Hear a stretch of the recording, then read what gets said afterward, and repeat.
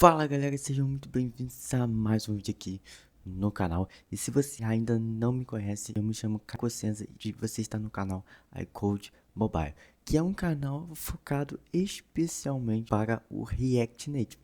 Mas pode ser que mais pra frente você veja vídeo como, por exemplo, Flutter, como, por exemplo, o Android Studio. A minha ideia aqui é sempre falar sobre os conceitos mobile dentro desse canal. E o que são conceitos mobile? São todos os assuntos voltados ao desenvolvimento e criações de apps nativos ou até mesmo híbridos, ok? Então, se você ainda não é inscrito aqui no canal, se inscreva aqui, tá bom? É só você clicar nesse botão vermelho. Caso você já seja inscrito, só deixa o seu like aí, tá bom? E galera, é muito importante também que toda segunda-feira eu estou fazendo aqui live no canal. E toda sexta-feira eu estou criando um conteúdo normal como era antigamente. A diferença é que os nossos horários passaram para 8 horas, ok? Então olha só, eu te espero ali nas lives, tá bom? Eu também te espero nos conteúdos de sexta-feira. E bom, galera, no vídeo de hoje a minha ideia aqui é te dar basicamente o básico, né, de um roadmap de React Native. Então, olha, se você acabou de sair de uma linguagem, sei lá, de baixo nível, como por exemplo o C ou C++, e você quer criar um app ou você quer criar algum tipo de aplicação que você quer em formato mobile. Por quê? Porque esse canal é voltado para o mobile, não para o web. Então, obviamente, se você gosta de mobile, você está no canal correto. E talvez você pense assim, pô, mas tem grandes players no mercado aí ensinando a como que eu posso criar um app. Só que, poxa, tem vários frameworks que eu posso utilizar para criar o meu app. E a verdade é que sim, tá? Você tem vários tipos de formas de você criar um app. Só que, qual é a questão? A questão é que você precisa pensar em uma linguagem que você já trabalha com ela muito bem e a partir dali você ir pesquisando os frameworks que estão baseados nela. No meu caso, por exemplo, eu quando comecei no desenvolvimento, é normal, né? Ou pelo menos eu comecei assim, mas é normal que você comece por HTML, CSS, JavaScript, tá? Isso era muito comum. Até porque o desenvolvimento mobile não era muito, ainda não tinha muita chama, né? Já existia, mas não tinha muita, sei lá qual é a palavra. Mas enfim. Então era muito comum você começar na web. Então, como eu já vinha mexendo com o JavaScript e preste atenção, HTML e CSS não são linguagem de programação, pelo amor de Deus, tá? JavaScript é a linguagem de programação. E aí, como eu já estava ali trabalhando com o JavaScript, estava aprendendo e que na época, galera, tá? Eu assistia as videoaulas do Mike Brito, tá bom? Talvez você já deve conhecer. E eu lembro que o cara manda bem nos ensinos de JavaScript. Cara, eu aprendi ali o máximo que eu pude, tá bom? Eu vi praticamente todas as videoaulas dele. E foi uma linguagem que pra mim chamou muita atenção, certo? Comecei a mexer com ela e tudo mais. E hoje eu trabalho com o React Native. E o React Native, galera, ele é um framework que utiliza o JavaScript. Então já cai aqui a crença. Cara, eu preciso estudar JavaScript para aprender React Native? Sim, se você acha que você vai aprender React Native, React e JavaScript, tudo quando você criar um projeto em React Native, você vai se sentir frustrado, ok? Mas calma lá. Eu vou te mostrar aqui alguns pontos que você precisa bater, que são mais importantes, tá bom? Comparado ao termo geral do assunto. O que eu quero dizer? Não é porque você está trabalhando com o React Native que você precisa conhecer tudo do JavaScript. Não, você não precisa, tá? Mas, se você está trabalhando com o React Native, é preciso que você conheça uma boa parte do React Native, correto? Basicamente, se você conhece bem o React e o React Native, cara, você não vai ter problema. Mas conhecer JavaScript é importante, não tem como, ok? E claro, isso vale para qualquer linguagem. Por exemplo, Flutter. Flutter usa Dart, não Dark, Dart. O Dart, galera, é uma linguagem de programação. Como é que você vai criar um projeto em Flutter se você não sabe trabalhar com Dart? Você não vai conseguir trabalhar, tá? Eu tô te falando por experiência própria. Vamos lá que eu vou te mostrar ali alguns pontos básicos. Não é tudo, mas alguns pontos básicos que vai ser crucial aí para você começar o seu ano de 2025, né? Eu sei que a gente está em novembro, mas enfim, vai começar o seu ano de 2025 aí, muito bom. E vamos que vamos. Beleza, galera, e eu já tô aqui no programinha que eu basicamente uso para organizar melhor as minhas ideias. E já vamos começar aqui na linguagem JavaScript, tá? Então, o primeiro ponto que eu queria bater é que ele já jogou lá para cima, mas eu vou começar por aqui, ó. O primeiro ponto é como declarar uma variável e como trabalhar com if-else, como trabalhar com for também, né, que são laços de repetição. Eu acabei esquecendo ali de escrever essa parte. E por que eu preciso declarar uma variável? Cara, como é que você vai criar qualquer tipo de aplicação sem variáveis? Não tem como, né? Pois é. Então você tem que saber declarar uma variável, ok? Como trabalhar com if-else, tem estruturas de controle, né, que é o switch case, que é o if-else. Como trabalhar com laços de repetição, também é o for, o while. Como eu posso criar, o que eu posso fazer com eles, o que cada um significa. É importante que você saiba trabalhar bem com essas coisas. Ah, eu preciso saber o avançado do for. Não, tá? Não, até porque o for nem tem nada muito, oh meu Deus. É um laço de repetição assim como o while, só que a forma como eles trabalham é diferente. Por exemplo, o do while também é diferente, entre aspas, né? Ele é diferente ali do while, tá bom? Então assim, tem uma certa diferença. Você tem que entender aonde que cada um vai encaixar, certo? O porquê que você usa o while e não o for, ou vice-versa. Enfim, tem que conhecer. Agora, conhecer e criar algoritmos e estruturas de dados. Cara, isso aqui é crucial, isso aqui é, sei lá, a chave, a cereja do bolo, tá? Por quê? Listas, arrays, objetos, guarda, exclui, cara, tudo isso são estruturas de dados e você tem que saber trabalhar com esses dados. Por exemplo, você tem um e-commerce e você quer guardar os dados no carrinho, certo? E aí, dentro do carrinho, você pode perceber que os produtos são colocados em ordem.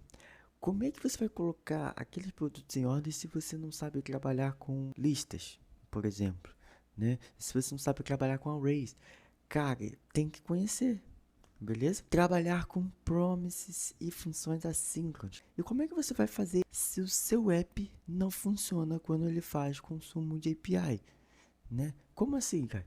Simples. Se você não está trabalhando com promises e funções assíncronas, se você fizer alguma chamada API de forma síncrona, cara, esquece que o seu app vai travar completamente. Então tem que saber trabalhar com promises e funções assíncronas.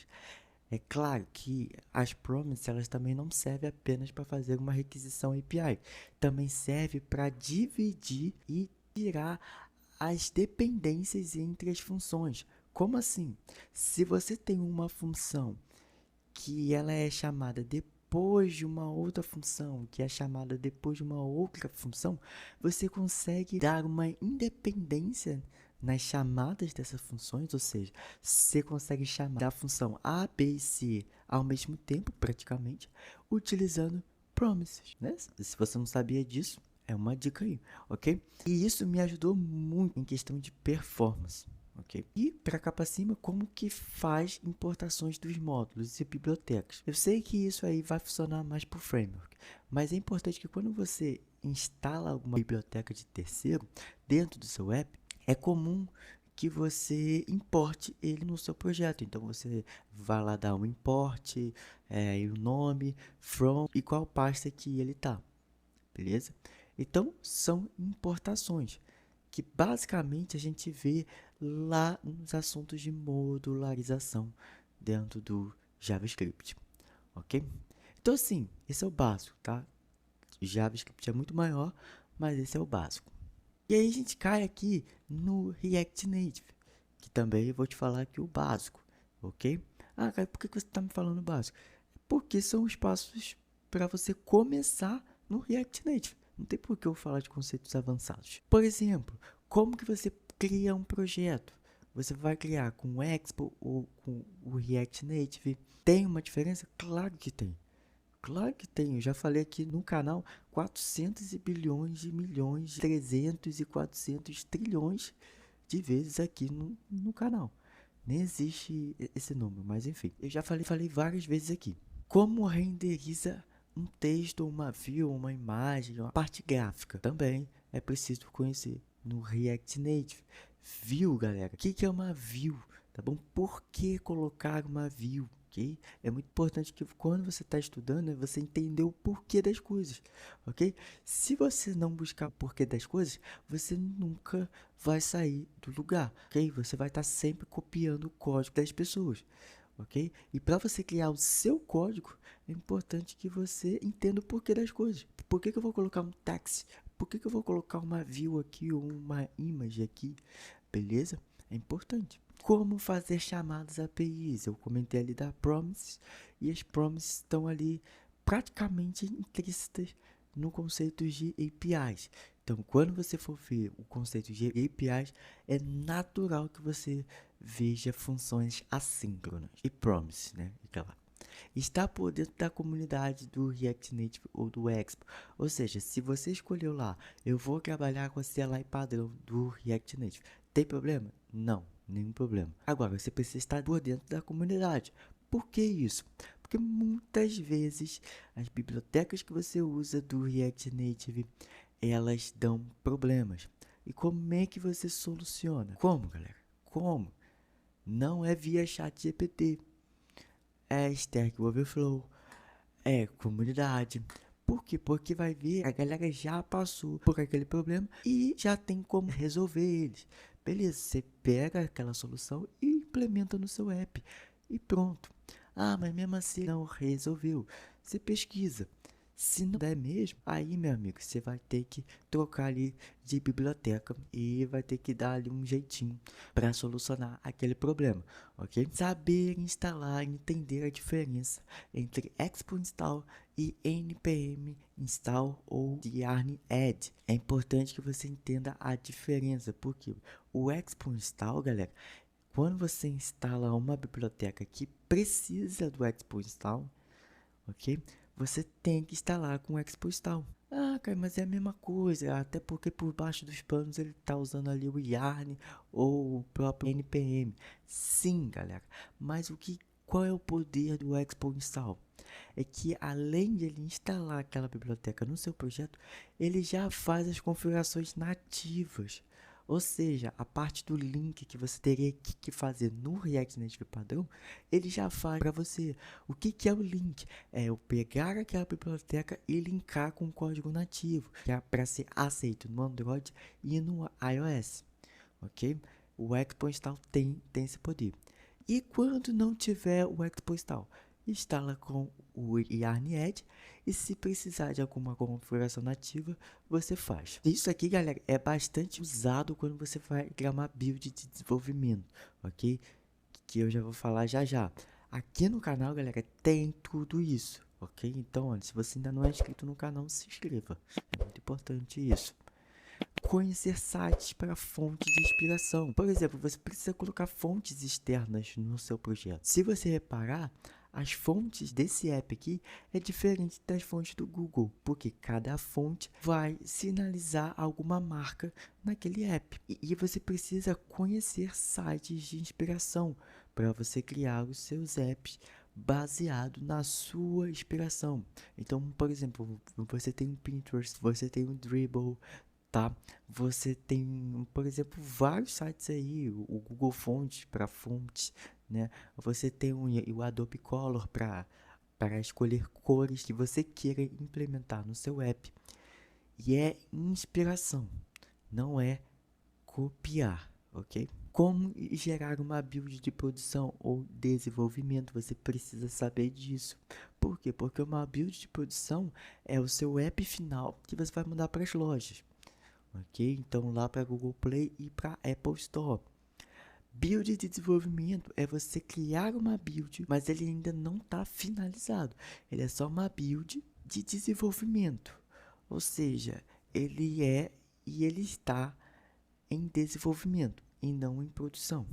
Então isso também tem aqui no canal. Como inserir ícones e tela de splash no app. Isso aí eu acho que nem preciso dizer, né? Você tem que saber disso, porque, pô, como é que você vai compartilhar esse app para as pessoas sem ícone?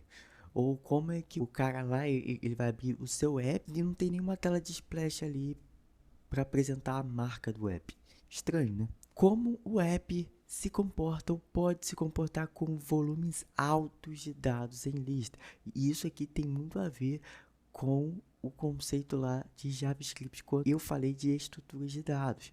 Como é que você vai estruturar os dados, guardar os dados ou liberar da memória, trazer para a memória, né? Como trabalhar com downloads, etc. Todo esse volume alto em listas, como que você pode trabalhar para que seu app não trave? Ou seja, quando você rola lá os produtos, né, que estão ali no seu app, em 2.000 produtos. Cara, você vai renderizar 2.000 produtos? Pelo amor de Deus, você não vai renderizar 2.000 produtos. Por quê? Porque assim que o cara entrar nos produtos, ele não vai sair mais dali, porque o seu app travou. Ok? Então, saber trabalhar com volumes altos de dados dentro da sua aplicação é importante. E outra coisa, isso tem muito a ver uma questão de escalabilidade. O que eu estou querendo dizer? Se você vai criar um app de e-commerce, você já tem que ter na sua mente, logo nos começos, eu vou criar essa lista, mas já vou pensar na escalabilidade, ok? Então é muito importante isso. Como enviar o seu app para as lojas é um ponto crucial que você precisa saber. Por quê? Porque depois que o seu app está pronto, e aí? Como é que você vai pegar esse projeto que está na sua máquina e vai mandar em produção para as pessoas usarem? Você tem que saber mandar eles para a loja, ok? E aqui no canal eu já tenho, eu acho que atualmente eu só tenho um vídeo falando de como você manda para Google Play, mas mais para frente eu pretendo falar sobre como que você pega esse app e manda lá para Apple Store também, ok? E como que você pode utilizar o CI/CD? Só que o CI/CD a gente pode deixar para mais tarde, porque eles são conceitos um pouco mais avançados, ok? E bom, galera, esse era o conteúdo de hoje, tá bom? Sem muitas coisas, tá bom? É só uns passos para você começar bem o seu ano de 2025 de forma correta. Então, se você já trabalha com o React Native e não conhecia alguns pontos que eu coloquei aqui, vá lá e estuda, ok? O estudo e a prática é a única coisa que vai te levar à perfeição. A única coisa que me fez hoje conseguir criar os meus projetos em React Native muito bem ali, sem muitas dificuldades, é estudo e prática, ok? Hoje, para ser sincero para vocês, hoje a única coisa que eu tenho problemas é em questão de compatibilidade com bibliotecas. Só isso, tá? Lógica, e etc. Da parte de inspiração, problemas de JavaScript. Galera, quase não tem esse problema, tá bom? De vez em quando é muito comum que você esquece alguns detalhes ali, né? Nenhum problema fora isso, tá bom? E por quê? Porque eu estudei, eu pratiquei, eu fiz o meu dever de casa. E é isso que eu tô passando aqui para vocês, ok? Então estude bastante, pratique bastante, tá bom? E você vai ver que os seus projetos vão começar a andar. Outra coisa, eu quero fazer um vídeo específico falando sobre definições de metas e tarefas do dia a dia. Por quê? Porque eu sei que boa parte da galera aqui que assiste o meu conteúdo é freelancer ou trabalha até numa empresa, mas tem o seu projeto ali à parte, né? Ou que quer criar um site, por exemplo. E às vezes pega um site ou quer criar um site muito grande e define tarefas que são muito grandes, ok? E aí o cara tá, sei lá, já na quinta semana do projeto dele e ele desiste porque ele definiu metas muito grandes, ou seja, são metas inalcançáveis que eu chamo, ok? Então é isso aí, galera, eu espero que vocês tenham gostado, tá bom? Fique atento aí, porque com certeza eu vou trazer esses tipos de conteúdo, que apesar do canal ser focado em mobile, isso tem tudo a ver com os projetos mobiles, ok? Então é isso aí, não deixe de se inscrever aqui no canal, ativar o sininho das notificações e também, galera, deixar o seu like aí para fortalecer esse conteúdo. E é isso aí, e até a próxima. Valeu!